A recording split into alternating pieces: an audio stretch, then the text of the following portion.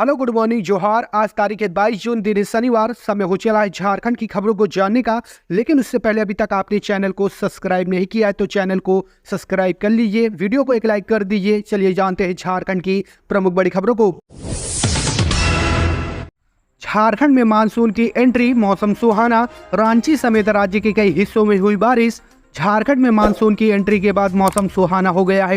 राज्य के ज्यादातर हिस्सों में लोगों को गर्मी से राहत मिली है। दक्षिण पश्चिम मानसून झारखंड में प्रवेश कर चुका है। राज्य के कई हिस्सों में बारिश देखने को मिल रही है। रांची समेत झारखंड के कुछ हिस्सों में गुरुवार शाम से रुक रुक कर बारिश हो रही है और यह शुक्रवार को भी जारी रही। पिछले 24 घंटे में पश्चिम सिंहभूम जिले के जगन्नाथपुर में सबसे अधिक 74.5 मिलीमीटर बारिश दर्ज की गई। मौसम विज्ञान केंद्र रांची द्वारा जारी पूर्वानुमान की बात करें तो 22 जून को राज्य के उत्तर पूर्वी हिस्से यानी देवघर, दुमका, गोड्डा, पाकुड़, धनबाद, जामताड़ा, गिरिडीह और साहिबगंज के अलावा दक्षिण हिस्से यानी पूर्वी व पश्चिम सिंहभूम, सिमडेगा और सरायकेला खरसावा में कहीं कहीं भारी वर्षा को लेकर येलो अलर्ट जारी किया गया है। इन जिलों में 40 से 50 किलोमीटर प्रति घंटे की रफ्तार से तेज हवा के बहने की भी संभावना जाहिर की गई है और ऑरेंज अलर्ट जारी किया गया है। यह स्थिति 23 जून को भी बनी रहेगी। पिछले 24 घंटे की मौसम की बात करें तो राज्य में कहीं कहीं में गर्जन एवं आंधी के साथ हल्के व मध्यम दर्जे की वर्षा हुई। सबसे अधिक वर्षा 63.5 मिलीमीटर खुंटी में रिकॉर्ड की गई। वहीं सबसे अधिकतम तापमान 38.3 डिग्री पलामू का, जबकि सबसे कम न्यूनतम तापमान 21.6 डिग्री सेल्सियस रांची का रिकॉर्ड किया गया। राजधानी रांची का अधिकतम तापमान 33.4 डिग्री सेल्सियस रिकॉर्ड किया गया है। दिल्ली के सीएम केजरीवाल के जमानत पर फैसले के बीच हेमंत सोरेन की चर्चा, उठी ये मांग। दिल्ली के मुख्यमंत्री अरविंद केजरीवाल को निचली अदालत से गुरुवार को जमानत दिए जाने के बाद झारखंड के पूर्व सीएम हेमंत सोरेन के लिए भी जमानत की मांग शुरू हो गई है।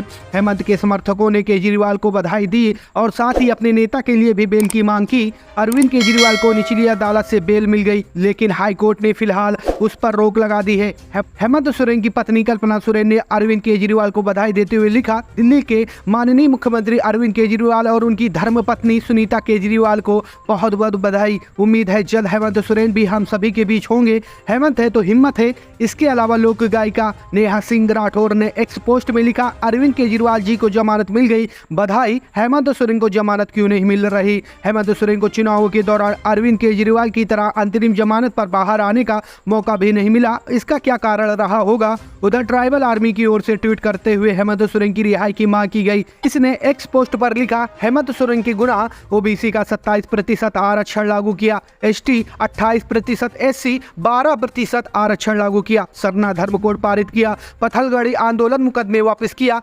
एंटी-एसपीटी एक्ट लागू किया, FRA 2006 लागू किया, 5वीं अनुसूची लागू किया, पेशा कानून लागू किया। महिलाओं के लिए खुशखबरी, 25 से 50 साल तक की महिलाओं को मिलेंगे 1000 रुपये महीना। झारखंड की महिलाओं के लिए बड़ी खुशखबरी है। जल्द ही प्रदेश सरकार 25 से 50 साल तक की महिलाओं के खाते में 1000 रुपये महीना डालने जा रही है, जिससे महिलाओं का आर्थिक स्तर उठेगा और वे अपने खर्चे के लिए किसी की मोहताज नहीं रहेंगी। चंपाई सोरेन सरकार ने महिलाओं को आर्थिक रूप से मजबूत करने के लिए यह फैसला लिया है। इस योजना के तहत प्रदेश की करीब 35 से 40 लाख महिलाओं को लाभ मिलेगा। दरअसल झारखंड राज्य सरकार जल्द ही महिलाओं को मुख्यमंत्री बहन बेटी स्वावलंबन योजना के तहत ये सहायता प्रदान करेगी ताकि महिलाएं आत्मनिर्भर हो जाएं। इस योजना के तहत प्रस्ताव बनाकर वित्त विभाग और कैबिनेट को भेज दिया है। मंजूरी मिलते ही इस योजना की शुरुआत हो जाएगी। इस योजना के तहत 25 से 50 साल तक की सभी समुदाय की महिलाओं को पैसा मिलेगा, जिसका मुख्य उद्देश्य महिलाओं के रहन सहन के स्तर में सुधार करने से लेकर उनके बच्चे के भरण पोषण और बेहतर शिक्षा में सुधार करना है। चूंकि महिलाओं को 1000 रुपये महीना मिलेगा तो निश्चित ही उनका हर तरह से विकास होगा। सीएम चंपाई सोरेन के गृह क्षेत्र में बनना है डिग्री कॉलेज की विरोध कर रहे ग्रामीण आदिवासी। झारखंड के सरायकेला जिले के बिरुडीह में आदिवासी ग्रामीण इन दिनों प्रशासन के खिलाफ उतरे हुए हैं। सरायकेला जिला जेएमएम का गढ़ है और इसी विधानसभा से झारखंड के मुख्यमंत्री चंपाई सोरेन लगातार अपनी जीत दर्ज करते आ रहे हैं। जहां कुछ दिन पहले सड़क निर्माण कार्य में हो रही गड़बड़ियों के खिलाफ ग्रामीणों ने एकजुटता दिखाई थी, वहीं अब मुख्यमंत्री द्वारा डिग्री कॉलेज की घोषणा किए जाने के बाद से ही लगातार ग्रामीण सड़क और सरकारी पदाधिकारी से नाराज देखे जा रहे हैं। यहाँ 80 वर्ष से अधिक उम्र के बुजुर्ग भी विरोध के लिए सड़क पर उतरे हुए हैं। ग्रामीणों के साथ आए सुरेश मुर्मू ने तमाम ग्रामीणों की आवाज बनने का प्रयास किया और 20 सूत्रीय अध्यक्ष छायाकांत गोराई से भिड़ गए। अपना विरोध दर्ज कराते हुए उन्होंने कहा कि यह आदिवासियों का इलाका है, यहाँ आदिवासी बहुल क्षेत्र है, पुराना गाँव है और बाजार से काफी दूर है, लेकिन उसके बावजूद बिना ग्राम सभा के और ग्रामीणों की अनुमति के यहाँ कोई भी स्कीम, चाहे वह राज्य सरकार की हो या केंद्र सरकार की, कैसे आ सकती है। सुरेश मुर्मू ने कहा कि ग्राम प्रधान द्वारा कोई भी ग्राम सभा आयोजित नहीं की गई है जिसमें हम ग्रामीणों को भाग लेने का मौका मिला हो। हमारा विरोध इतना ही है कि ग्राम सभा हो या हमारे जैसे ग्रामीणों को भी अपनी बात रखने का मौका मिले। बुजुर्गों ने कहा कि इस डिग्री कॉलेज के बनने से हमारी जमीन छीन ली जाएगी, हम बेघर हो जाएंगे। बुजुर्गों ने कहा कि चंद किलोमीटर की दूरी पर राज्य सरकार की ओर से एक निजी विश्वविद्यालय बनाया है, वहां कई किराएदारों की जमीन चली गई और आज तक उन्हें ना ही मुआवजा मिला और ना ही कोई हक मिला। ठीक वैसे ही मामला यहां होने जा रहा है। सुरेश मुर्मू ने बताया कि यह इलाका बाजार से काफी दूर है और एकदम कोने में मौजूद है। अगर डिग्री कॉलेज बनाना ही है तो गांव के मध्य में बनाना चाहिए, इतनी दूर कोई भी जंगल के इलाके में पढ़ने नहीं आएगा। दूसरी ओर गम्हरिया के अंचल अधिकारी कमल किशोर सिंह के साथ आए 20 सूत्रीय अध्यक्ष छायाकांत गोराई ने कहा कि कोई विरोध नहीं है, बल्कि यहाँ के ग्रामीण झारखंड के मुख्यमंत्री चंपाई सोरेन के परिवार के हैं। अगर कोई भी मामला इस तरह का आया तो उसे ग्राम सभा में बैठकर निपटा लिया जाएगा। शिक्षकों की प्रमोशन में लापरवाही, अधिकारियों को पड़ी भारी, शिक्षा सचिव ने लिया बड़ा एक्शन। शिक्षकों की प्रोन्नति में लापरवाही बरतने वाले 5 जिले के जिला शिक्षा पदाधिकारियों को शोकाज जारी किया जाएगा। इनके वेतन पर रोक लगाई जाएगी। प्रोन्नति हेतु वरीयता सूची का प्रकाशन नहीं करने पर रांची, लातेहार, पलामू, पूर्वी सिंहभूम तथा सरायकेला खरसावां के जिला शिक्षा अधिकारियों के विरुद्ध यह कार्रवाई होगी। इसके साथ ही न्यायिक मामले में अथिलता बरतने के मामले में रांची के जिला शिक्षा अधीक्षक के विरुद्ध शोकाज जारी होगा, उनके विरुद्ध विभागीय कार्रवाई भी चलेगी। इसी तरह पीएम पोषण योजना के तहत आयुष्मान कार्ड बनाने में लापरवाही बरतने एवं वृद्धा पेंशन के मामले में लापरवाही बरतने पर पलामू के जिला शिक्षा अधीक्षक के विरुद्ध शोकाज नोटिस जारी होगा। इनके विरुद्ध भी विभागीय कार्रवाई संचालित होगी।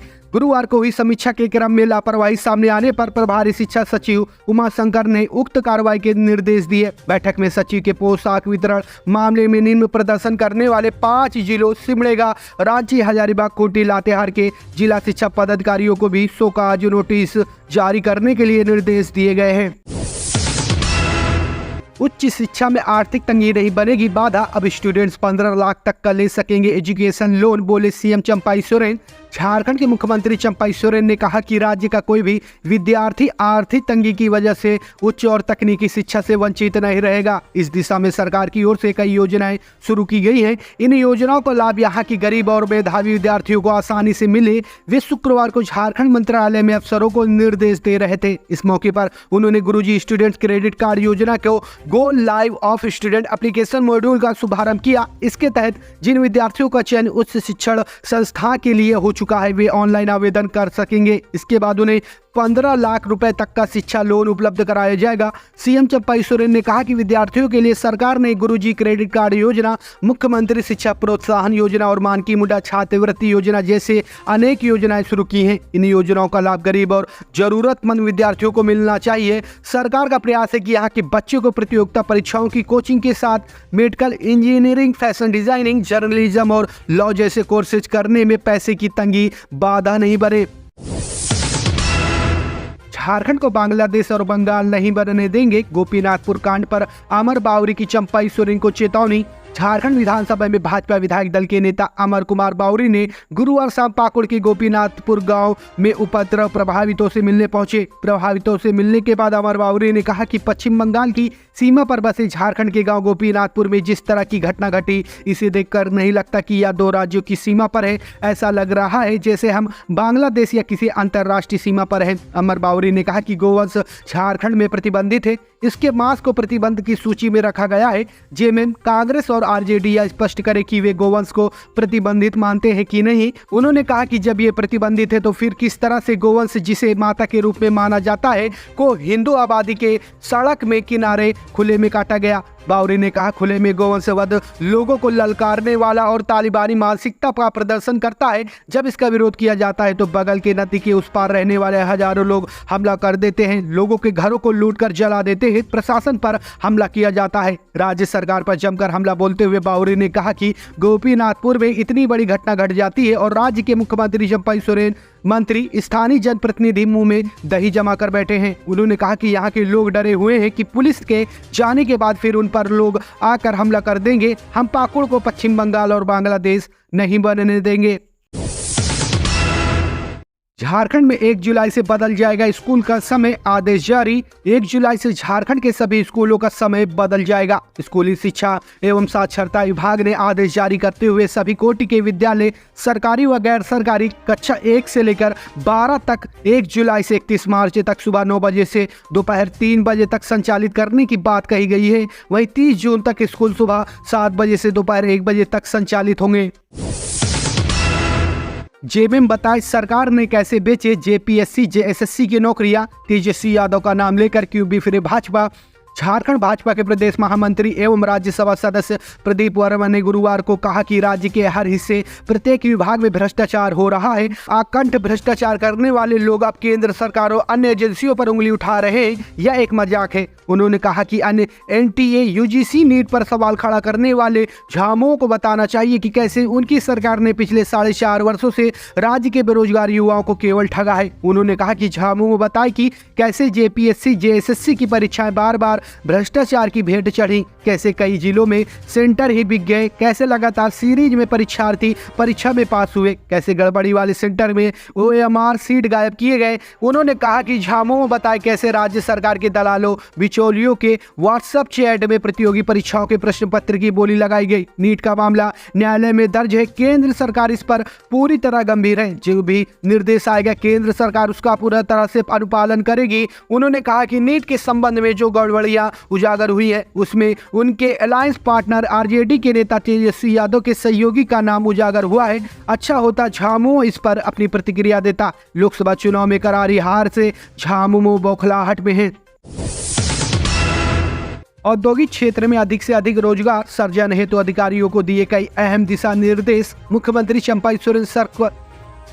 चंपाई सोरेन शुक्रवार को झारखंड मंत्रालय में अधिकारियों की उपस्थिति में उद्योग विभाग की अद्यतन कार्य प्रगति की उच्च स्तरीय समीक्षा की। मुख्यमंत्री ने समीक्षा बैठक के दौरान अधिकारियों को निर्देश दिया कि राज्य के बड़े बड़े इंडस्ट्री के साथ साथ लघु कुटीर एवं छोटे छोटे ग्रामों उद्योग को भी हर हाल में बढ़ावा दे। सीएम ने कहा कि सुदूर ग्रामीण क्षेत्रों में छोटे छोटे लघु कुटीर एवं ग्रामों उद्योग से जोड़कर गरीब किसान तथा जरूरतमंद लोगों के आय में वृद्धि लाया जा सकता है। मुख्यमंत्री ने कहा कि झारखंड में स्किल और तत्सर उत्पादन के क्षेत्र में रोजगार के अच्छे अवसर हैं। मुख्यमंत्री ने झार क्राफ्ट तथा खादी एवं ग्रामोद्योग बोर्ड के अधिकारियों को निर्देश दिया कि वे सुदूर ग्रामीण क्षेत्र में अधिक से अधिक संख्या में महिलाओं को प्रशिक्षण देकर हुनरमंद बनाएं। सीएम ने कहा कि महिलाओं को स्वरोजगार से जोड़कर उन्हें आत्मनिर्भर बनाना राज्य सरकार की प्राथमिकता है। मुख्यमंत्री ने कहा कि राज्य में धागा उत्पादन के क्षेत्र में रोजगार की काफी संभावनाएं दिख रही हैं।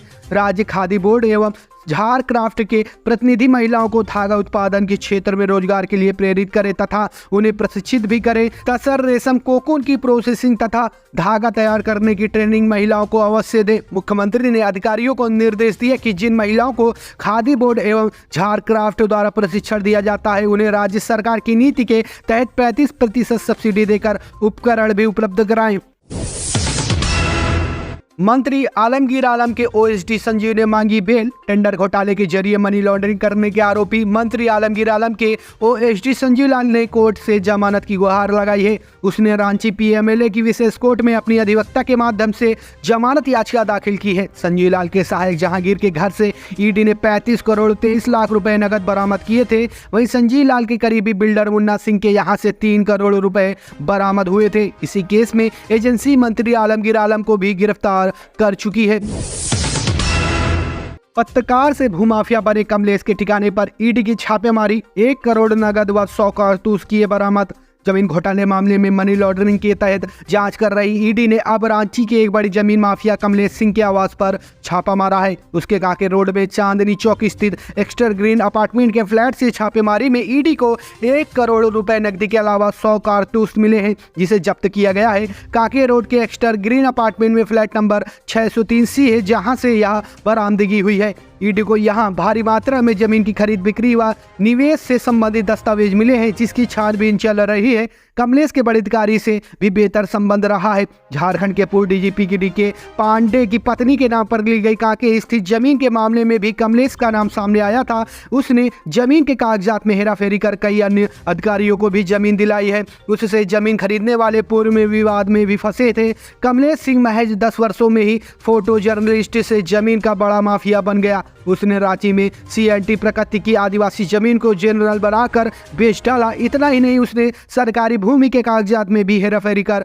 करोड़ों रुपए में उसका सौदा कर दिया। उसने कई विवादित जमीन की खरीद बिक्री की और इस मामले में पूर्व में रांची पुलिस के हाथों गिरफ्तार कर जेल भी जा चुका है, जहां से छूटने के बाद फिर से वह अपने इसी धंधे में लग रहा। कांके में जुमरा नदी के किनारे इसने नदी की जमीन को समतल करवाकर उस पर कब्जा किया और उसकी खरीद बिक्री की। उसने जमीन के इस धंधे से 10 साल के भीतर करोड़ों की संपत्ति अर्जित कर ली है।